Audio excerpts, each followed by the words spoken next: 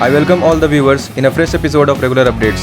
My name is Nikhil Kumar, and in this video, I'll be discussing about New Education Policy 2020.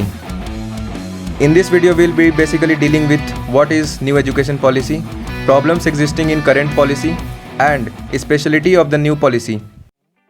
So let's begin with the first question. What is New Education Policy?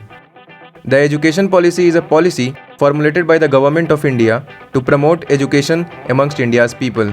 Under the New Education Policy 2020, Ministry of Human Resource Development is changed to Ministry of Education. It is expected that 6% of India's GDP will be spent on education. Earlier, 2.7% of GDP was spent in 2017-18 year. The new education policy has been introduced after 34 years. It was first introduced in 1968, then in 1986, and finally in 2020. So coming to a brief history, the former ISRO chief K. Kasturirangan drafted a presentation in 2018. This presentation was made public and opened for feedback. Nearly 2 lakh feedbacks received. After making some change, it was finally approved. Now coming to the problems in the current policy, the first problem is language issues, and one of the main problem under language issues is mandatory teaching of Hindi.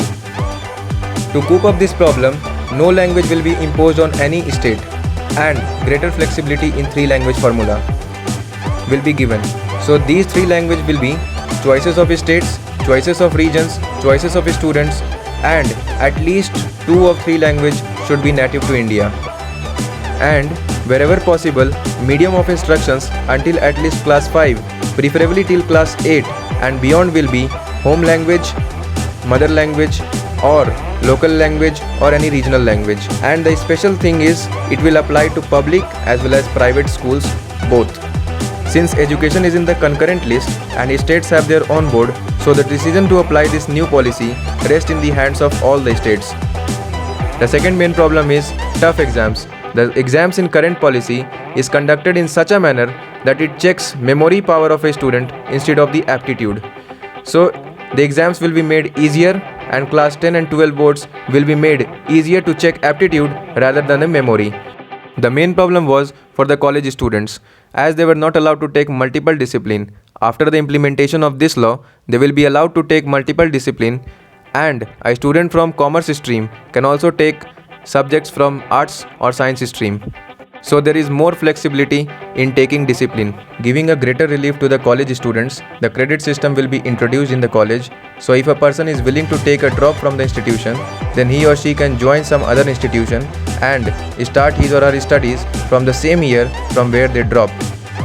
And MPhil degree will be revoked.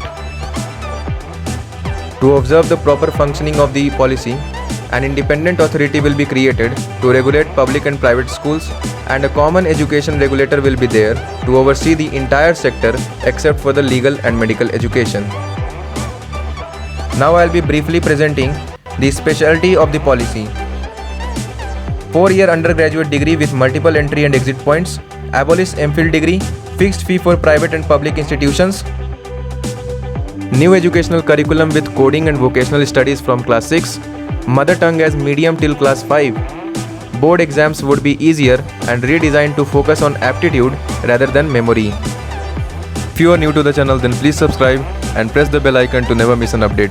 Thanks for watching the channel Regular Updates. If you like the information, then hit the like button, share it with your near and dear ones, and mention any feedback or query related to the video in the comment section.